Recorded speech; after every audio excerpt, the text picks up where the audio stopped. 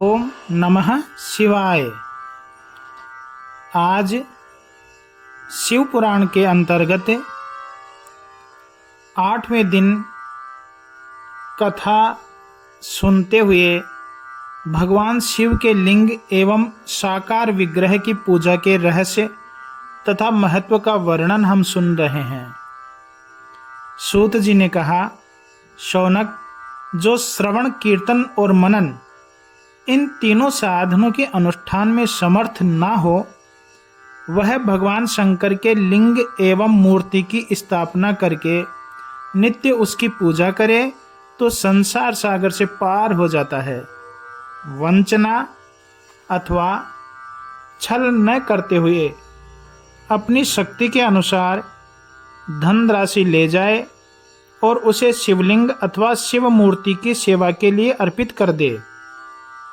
साथ ही निरंतर उस लिंग एवं मूर्ति की पूजा भी करे। उसके लिए भक्ति भाव से मंडप, गोपुर, तीर्थ, मठ एवं क्षेत्र की स्थापना करे तथा उत्सव रचाए। वस्त्र, गंध, पुष्प, धूप, दीप तथा पोआ और शाक आदि व्यंजनों से युक्त भांति भांति के भक्ष्य भोजन अन्न नैवेद्य के रूप में समर्पित करे। छत्र, ध्वजा, व्यंजन, चामर तथा अन्य अंगों सहित राजोपचार की भांति सब सामान भगवान शिव के लिंग एवं मूर्ति को चढ़ाए। प्रदक्षिणा, नमस्कार तथा यथाशक्ति जप करे। आवाहन से लेकर विसर्जन तक सारा कार्य प्रतिदिन भक्ति भाव से संपन्न करें। इस प्रकार शिवलिंग अथवा शिव मूर्ति में भगवान शंकर की पूजा करने वाला पुरुष श्रवणादि साधनों का अनुष्ठान न करे तो भी भगवान शिव की प्रसन्नता से सिद्धि प्राप्त कर लेता है। पहले के बहुत से महात्मा पुरुष लिंग तथा शिव मूर्ति की पूजा करने मात्र से भव बंधन से मुक्त हो चुके हैं। ऋषियों ने पूछा, मूर्ति में ही सर्वत्र देवताओं की पूजा होती है, लिंग में नहीं, परंतु भगवान शिव की पूजा सब जगह है, मूर्ति में और लिंग में क्यों की जाती है? सूत जी ने कहा, मुनीश्वरों, तुम्हारा यह प्रश्न तो बड़ा ही पवित्र और अत्यंत अद्भुत है। इस विषय में महादेव जी ही वक्ता हो सकते हैं। दूसरा कोई पुरुष कभी और कहीं भी इसका प्रतिपादन नहीं कर सकता। इस प्रश्न के समाधान के लिए भगवान शिव ने जो कुछ कहा है और उसे मैंने गुरु के मुख से जिस प्रकार सुना है उसी तरह क्रमशः वर्णन करूंगा। एकमात्र भगवान शिव ही ब्रह्म रूप होने के कारण निराकार कहे गए हैं। रूपवान होने के कारण उन्हें शकल भी कहा गया है। इसलिए वे सकल और निष्कल अर्थात निराकार दोनों हैं। शिव के निष्कल निराकार होने के कारण ही उनकी पूजा का आधारभूत लिंग भी निराकार ही प्राप्त हुआ है। अर्थात शिवलिंग शिव के निराकार स्वरूप का प्रतीक है। इसी तरह शिव के सकल या साकार होने के कारण उनकी पूजा का आधारभूत विग्रह साकार प्राप्त होता है। अर्थात शिव का साकार विग्रह अर्थात मूर्ति उनके साकार स्वरूप का प्रतीक होता है।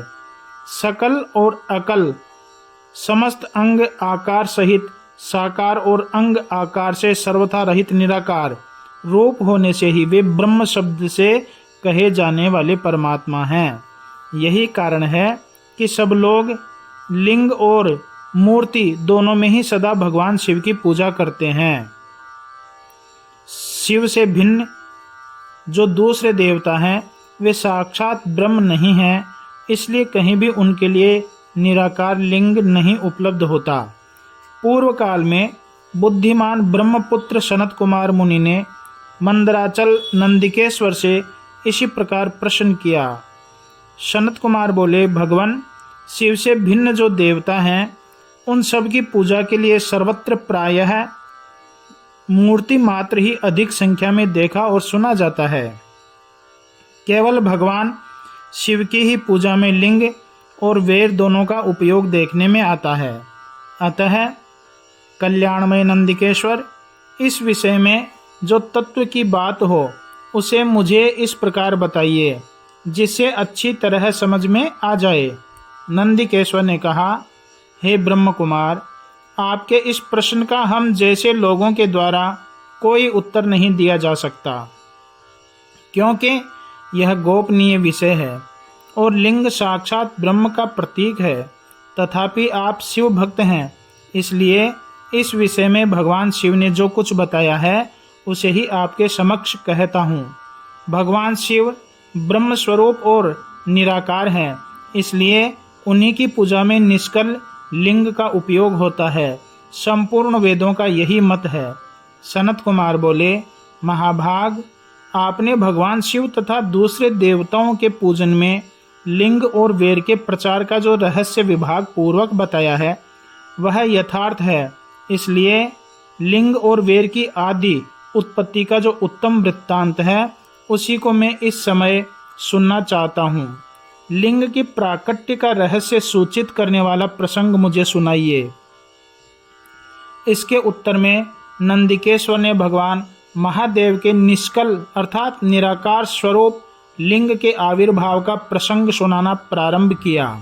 उन्होंने ब्रह्मा तथा विष्णु के विवाद, देवताओं की व्याकुलता एवं चिंता, देवताओं का दिव्य कैलाश शिखर पर गमन, उनके द्वारा चंद्रशेखर महादेव का स्तवन, देवताओं से प्रेरित हुए महादेव जी का ब्रह्मा और विष्णु के विवाद स्थल में आगमन तथा दोनों के बीच में निराकार आदि अंतरहित भीषण अग्निस्तंभ के रूप में उनका आविर्भाव आदि प्रसंगों की कथा कही। पश्चात श्री ब्रह्मा और विष्णु दोनों के द्वारा उस ज्योतिर्मय स्तंभ की ऊंचाई और गहराई का थाह लेने की चेष्टा एवं केतकी पुष्प के शाप, वरदान आदि के प्रसंग भी सुनाए। ओम नमः शिवाय, ओम नमः शिवाय, ओम नमः शिवाय, ओम नमः शिवाय, ओम नमः शिवाय।